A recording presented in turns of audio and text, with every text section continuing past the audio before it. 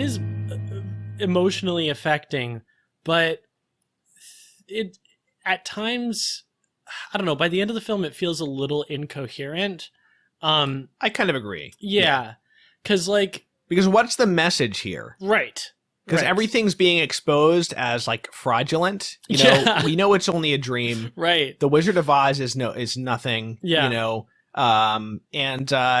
what's the message? You know, you don't ask for help gaining virtue because like you just have to do it or something. I don't know. You know what I mean? Yeah, because another like gloss that could be put on that is like you need like validation. Like you need like the recognition that comes from like a diploma or an award to like really like own your virtue. Or just like I think it's more like, you know, you already had it, so but let me just like help you to I don't know. Yeah, I mean, I guess that's like what you were I think saying. the positive spin, right, is that like words of encouragement, you know, like the presence of someone who can draw this out of you. But I don't think that's like, I think that's like a positive spin, you know? We do see that they're gaining these virtues as they go on, Yes. right? Because like, for example, the one that I noticed that I hadn't noticed, maybe didn't notice before when I was a kid was when they're in the castle and they're trying to escape, and the Scarecrow, who doesn't have a brain, is the one who comes up with a clever idea to drop the chandelier on the soldiers. Except, you know? dude, like when we're first introduced to the Scarecrow, and he's hanging up there, and he asks Dorothy if she'll help him down, and she says it's stuck, and he says, "Well, I what do I know? Because I don't have any brains. But maybe if you turned the nail upside down, like he comes up with like a clever solution, Right. to like get him off of the pole. Yeah. So it's like I noticed that right away because it told me like, okay, this guy is clearly more clever than he thinks, and he immediately before offering his idea, he immediately negated, like he invalidated himself by saying, well, what do I know?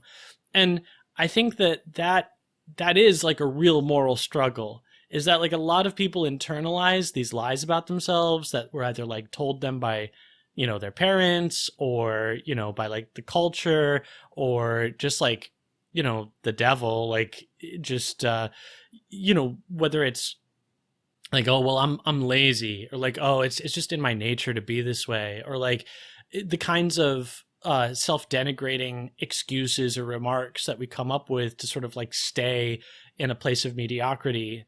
That is like a real spiritual drama to like uncover and overcome those. But I don't know that that's what we're shown in this film, you know? Because by the end, you still get the sense that like that they haven't quite understood this about themselves, you know? It's still like sort of hinging on these awards that they're given by Oz, these like this recognition, and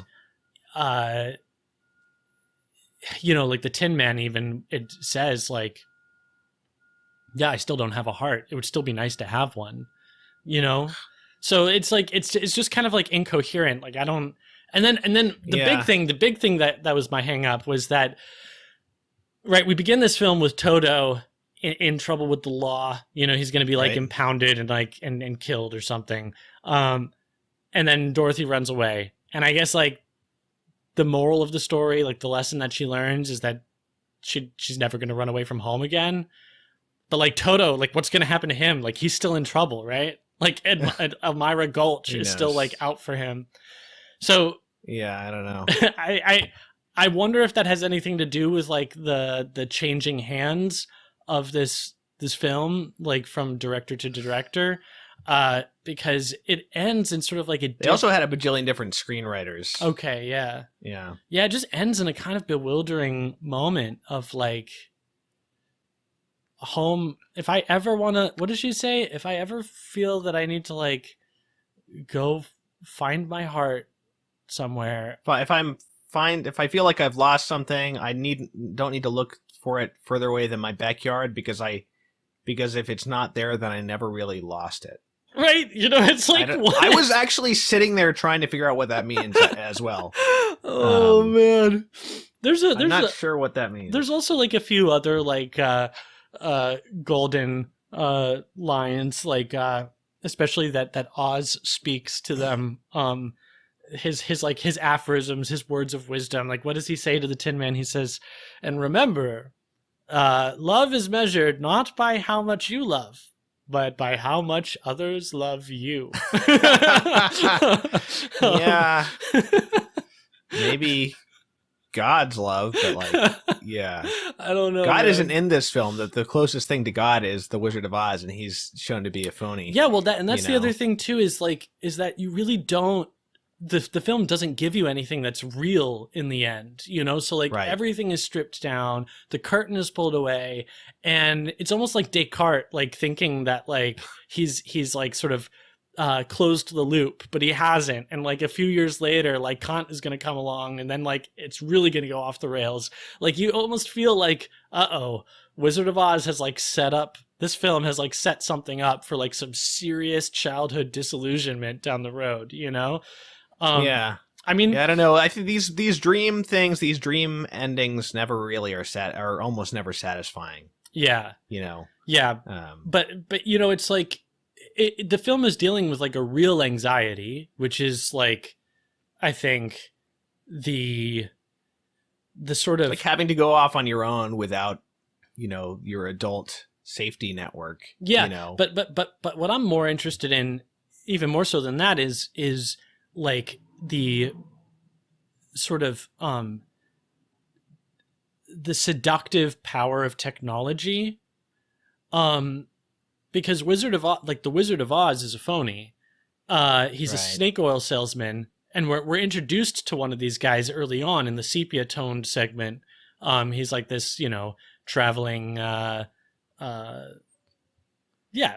like psychic kind of. But he's nice. Now, is that the same guy? Is he supposed to be the same guy? It's the same guy. But he's a nice guy. He's nice. He's totally nice. Yeah. And it's like I read that like Frank Baum was like interested in sort of taking these elements of children's fantasy literature and merging them with like things that would have been like very recognizable to American children. So like cornfields and scarecrows. And I think that this figure is one of those because that kind of character is like very much like an archetype in like the Western Wild West canon. You know what I mean? Kind of like the smooth talking, con man. And yeah, he's nice when she meets him. But it's obvious who he is. It's obvious that he's one of these kinds of guys.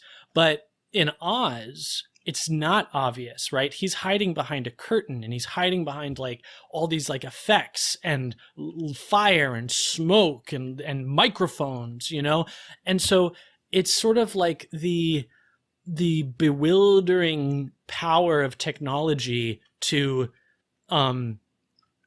obfuscate, to control, to manipulate. And he comes down in a balloon, and they all make him, the king, basically. Yes, and so I think that's like, if you look at like, when is this novel is written in 1900, the film comes out in 1939.